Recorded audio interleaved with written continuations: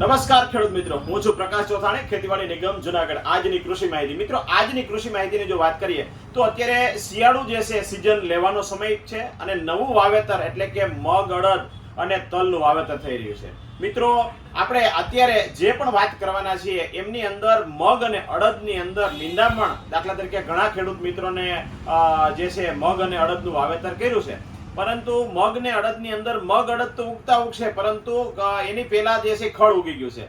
તો નિંદામણ માટે મગ અને અડદની અંદર કેવા પ્રકારનું આપણે નિંદામણ કરી શકીએ, તો એમની એક વાત તમને તમારા સુધી પહોંચાડવાની હતી કે અત્યારે ઇઝરાયલ સ્થિત અદામા કંપની જે છે એમની એક નવી જ દવા જે છે માર્કેટની અંદર આવી છે. આમ તો ગયા વર્ષે પણ આવી હતી, પણ બધા ખેડૂત મિત્રો ઉપયોગ નહોતો કરી શક્યા. તો એમના માટે નવી દવા એટલે કે અપટન અત્યારે જે માર્કેટની અંદર આવ્યું છે, અને અપટન જે છે એમનું કઈ રીતે છંટકાવ કરવો અને એમનું પ્રમાણ શું રાખવું અને કેટલા દિવસે આપવું, એમની જો આપણે વાત કરીએ તો ફક્ત મગ અને અડદ આ બંને પાકોની અંદર 15 દિવસનો આપણો પાક થાય ત્યારે આપણે એમની અંદર દવાનો છંટકાવ કરવાનો છે. એમની અંદર મોટા ભાગના ખડ જે છે, સાંકડા પાંદ, પોળા પાંદડાના કંટ્રોલ થશે, પણ ખાસ વિશેષ જે છે એમની અંદર જે કોંગ્રેસ ઘાસ જે કહીએ છીએ, બરોબર છે, એ ઘાસનો જે છે એનો સારો એવો કંટ્રોલ જે છે કંટ્રોલ મળે છે. તો મિત્રો આ જે છે એ જે આપણે વાત દઈ છે આપણે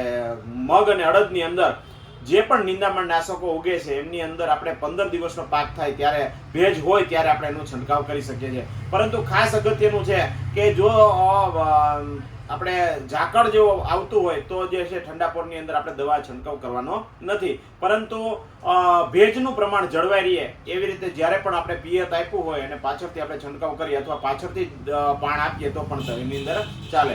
હવે આ જે પાકો જે છે એમની અંદર ઘણા ખેડૂત મિત્રોનો અત્યારે અમને ફોન આવે છે કે પ્રકાશભાઈ, ઉગતાની સાથે જે છે એમની અંદર જે છે કોકડવાટ એટલે કે કુકડ આવી ગઈ છે, એને વાનસ્પતિક વૃદ્ધિ વધતી નથી, એટલે કહેવાય કે ઠોઠડા થઈ ગયા, એવા ખેડૂત મિત્રોના ફોન આવે છે. તો એમની અંદર ઘણા ખેડૂત મિત્રોએ સામાન્ય દવાનો ઉપયોગ કર્યો છે, પરંતુ ખાસ રિઝલ્ટ એમની અંદર જોવા મળતું નથી, કારણ કે થ્રિપ્સ, કથીરી એમની અંદર છે, અને એ થ્રિપ્સ અને કથીરીના કારણે જે પાંદડા જે છે એ કુકડવાટ થઈ જાય એટલે કોકડાઈ ગયા છે. એટલે નાનું એક તો પાંદડું હોય છે, 2 થી 3 કે 5 પાંદડા હોય છે, એમાંય જો કોકડવાટ આવી જાય તો સૂર્યપ્રકાશની હાજરીમાં પ્રકાશ સંશ્લેષણથી વનસ્પતિ જે પોતાનો ખોરાક બનાવતી હોય એ બનાવી નથી શકતી.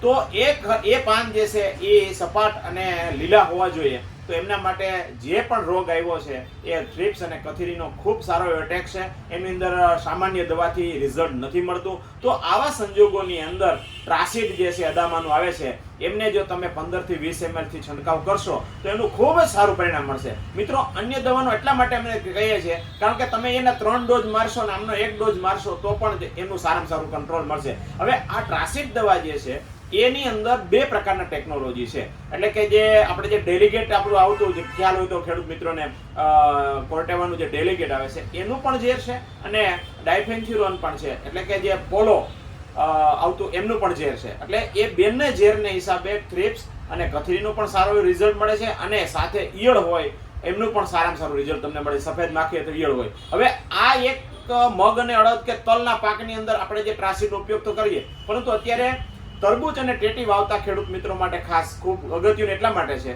કારણ કે તરબૂચના ભાવ જે છે એ આપણી અપેક્ષા કરતાં ખૂબ સારા છે, અને આ ભાવથી જો આપણો જે તરબૂચ જે છે નાના અથવા એની સાઈઝ જે સારી ન બનતી હોય અથવા એમની અંદર જો થ્રિપ્સ અને કથીરીનો એટક હોય તો એનું જે ફળ જે છે બહુ મોટું નહીં બને. તો આવા સંજોગોની અંદર એમની પણ અંદર પણ તમે જો ટ્રાસિડનો છંટકાવ કરશો તો ખૂબ સારું રિઝલ્ટ મળશે. અને મિત્રો ખાસ અગત્યનું છે, જો તમારું હાર્વેસ્ટિંગની અંદર હોય 10-15 દિવસની અંદર તરબૂચ અને ટેટી નીકળતા હોય તો એની અંદર સ્ટેરિક કે એનો પણ તમારે છંટકાવ કરવો, કારણ કે સ્ટેરિક કે જે છે એની અંદર પોટાશ છે 6049 છે અને 8% સલ્ફર પણ છે, કે એની મીઠાશ વધારવા માટે જે છે એ પોટાશ ખૂબ અગત્યનું છે. એટલે મિત્રો આજના વિડીયો માટે ખાસ એટલા માટે કારણ કે આ 2 વસ્તુ જે છે એ સમન્વય કરીને વિડીયો તમારા સુધી પહોંચાડવાનો પ્રયત્ન કર્યો. મિત્રો તમારા નજીકના એગ્રો ધારકો પાસેથી આ દવા મળે છે, પરંતુ તમે જે છે આ નામને યાદ રાખી અને એમની પાસેથી મંગાવજો, અને એનું રિઝલ્ટ જે છે કેવું મળ્યું એ ફીડબેકની અંદર તમારે મેસેજ દ્વારા અથવા